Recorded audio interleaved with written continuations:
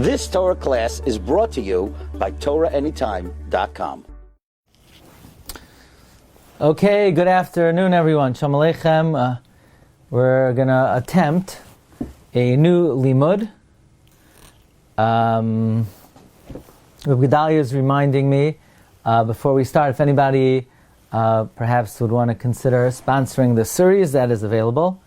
But our limud, at least we're going to try to learn the kuntris, or the compilation that is known as Iggeres HaMussar, the letter of Mussar. We know there, from time immemorial, the subject of Mussar was always discussed already in Tanakh. Sefer Mishlei talks about how a person must grab Mussar and not slacken off, which human nature is, number one, to not enjoy Mussar. People don't like correction. People don't like change. People are very resistant to change. People are very resistant to correction. A, it comes from stubbornness, and B, it's not as intellectually stimulating as other aspects of Torah. We, in a way, get more enjoyment out of hearing a stimulating Maharal or Shem Shmuel than we do about a sefer that points out our flaws and deficiencies. And that's human nature. But the subject of Mussar was always spoken about, as we mentioned, from time immemorial, and the Gemara speaks about it. Nevertheless, that there should be a dedicated movement to emphasize the importance of Mussar, that did not exist until the times of Rabbi Yisroel Salantar, even though there were dedicated svarim to the subject of Mussar. The classics, of course, Chavis Havavos, Shari Tshuva, which are already from the Rishonim. You have Orchas Tzadikim, which we don't know who wrote it, but it seems to have been about the 16th century.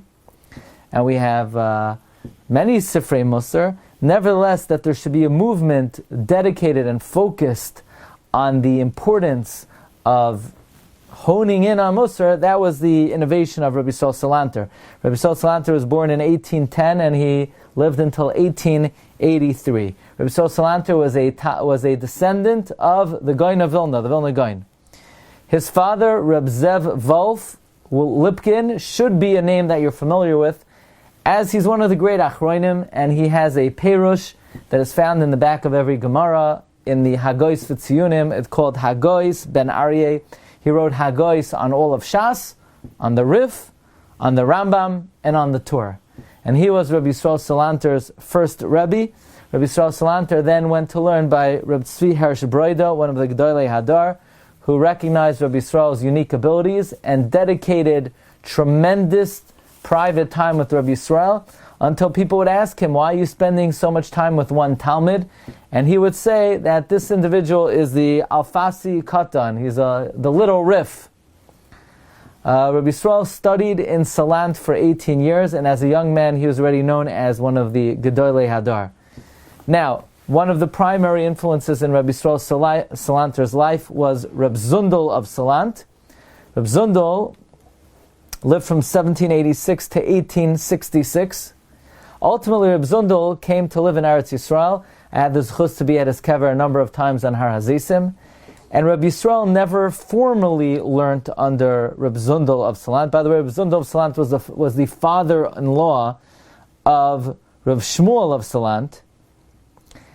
Reb Zundel never taught Rabbi Yisrael formally, but Rabbi Yisrael would say that he considered himself a Talmud of Reb Zundel of Salant. Reb Shmuel Salant said that Reb Zundel was one of the Gedolei Hadar, but his gadlus was in hiding his greatness and hiding his scholarship.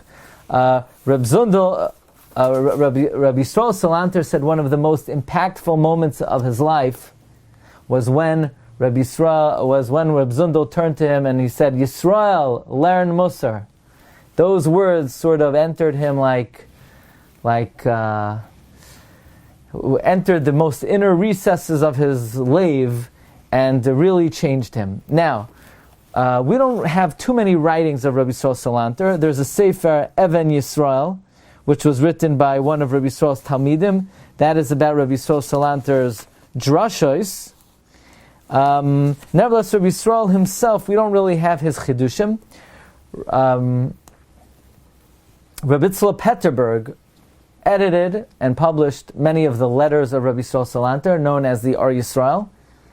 He wrote, Rabbi Petterberg, in the Sefer Sharei Ar, explains why Rabbi Yisroel held that Mussar was so important. In Nesivos Ar, Rabbi Petterberg writes biographical information about Rabbi Yisroel. In Koichvei Ar, Rabbi speaks, records many of his personal drashos and some of Rabbi Yisroel Salantar. But we do have one letter written by Rabbi Yisroel himself, which is basically a synopsis of Rabbi Yisroel's Shita of Mussar and why Mussar was so important. Now, Rabbi Yisroel was a very eloquent speaker. He, aside from being one of the Gdolei Hadar in Lamdus, but he was renowned as a Baal Midos and as a great speaker. And he would speak all over the Jewish world, across Europe, in France, and in other very sophisticated and educated areas. And in the Iggeres HaMussar, Rabbi Yisroel basically sums up why Mussar is so important and why it is really impossible to be a righteous and pious Jew without dedication to the learning of Mussar. And basically, Rabbi Yisroel gets right to it in the opening words of the Iggeres HaMussar. The Iggeres HaMussar, here it says, Me'es Kvoid Adoineinu Marin Rabbeinu. This is published by Rav Itzel Petterberg. This is from our master, our Rabbi, Hagoin HaChassid HaMiti, the truly pious one, Muvok L'Rabim, Goin Yisroel Salantar, Chakak Be'eit Milan Ma'atin. He wrote with his pen a few words, La'oirer Levav Achin Beis Yisrael, to arouse the hearts of all of Israel. Lilmoid Chachmas HaMussar. Milav Loi Kabirim. His words are not many, Umuskalav Rabim Hema, but his ideas and thoughts are many. And Rabbi Yisroel basically sums it up. You ready for this? Ha'adam Chavshi B'dimyoinai. And this is a line we will try to analyze. Man is free in his imagination, Va'asur B'muskalai, but is restricted in his intellect. Meaning, the power of the intellect is limited. The power of the imagination is infinite. So basically, you're walking down the street and you're hungry, and a bus passes and you see a juicy hamburger and it's oozing with juice and tomato and pickle, and the Yetzer Hara paints this picture in your mind that this is the most delicious, delectable enjoyment that was ever created. And he excites the passions and the desires in an unlimited way. So the moment your mind says, well, that's actually not kosher, or it's kosher but it's very unhealthy, that thought is so powerless against the torrent of emotion and passion that the Yetzer Hara has incited and elicited through the koyach hadimyon, that you don't stand a chance not to eat the burger and not to run after it. Kosher, unkosher, healthy, unhealthy. And it's with this, with every desire, or somebody says something to you. So you say, okay, it's not a big deal. Who cares? Maybe I deserve it. It's not worth the fight. And the Yetzer Hara paints this picture of how grandiose you are and how evil an act that person did and how important it is for you to lash out at him, and you don't stand a chance with your measly intellect to stand up to the torrent of emotion and passion the Yetzer Hara has elicited by waking up the wildness of imagination. Your imagination leads a person wildly, according to the whims of the heart. And Rabbi Yisroel elsewhere, in the Ar Yisroel, he writes, and this is not in the Iggeres HaMussar, so what do we do now? The battle is prepared. The Yetzer lies in ambush. The desire is the lust wanders freely. The principles of value are engulfed in this torrent of emotion, and we have no combative weapons to fight the Yetzer Hara. And as we're going to see, the principle of Rabbi Yisroel is that unless a person learns Mussar regularly, they are hopeless to be elevated in the pathways of Hashem. Because in order to combat the emotion of desire and lust, you need to elevate that which you know in your mind and the intellect into emotional energy for HaKadosh Baruch Hu. And that is only possible through the deepening of awareness of these intellectual principles through the study of Mussar. Otherwise, you could be a nice Jew, you could be a good Jew, you could be a learned Jew, you could be a Talmud Chacham. You cannot get closer to HaKadosh Baruch Hu. That was the principle of Rabbi Yisroel. You could know Shas, you could learn Daf Yoimi, Amud Yoimi, Daf HaShavua, Nach Yoimi, Mishnah Berurah Yoimi. You could know Lamdus, you could have Bekios.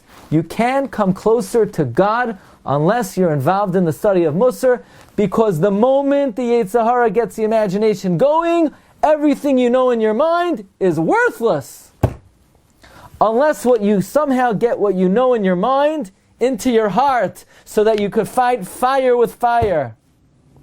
But as Rabbi Yisroel said, the distance between the mind and the heart is the longest distance in this world. They're talking about what would happen if you go to Mars. So they're saying today that you may not make it back. It's so far away. But further than the distance between the heart and the mind, further than the distance between planet Earth and Mars is the distance between the mind and the heart. And the only way to combat the Yetzer Hara is to somehow get what's in your mind into your heart. And that is accomplished through one method.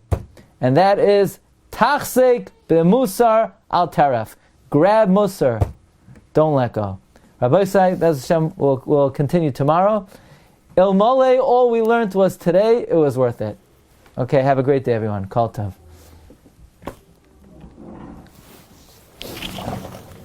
You've just experienced another Torah class brought to you by TorahAnytime.com.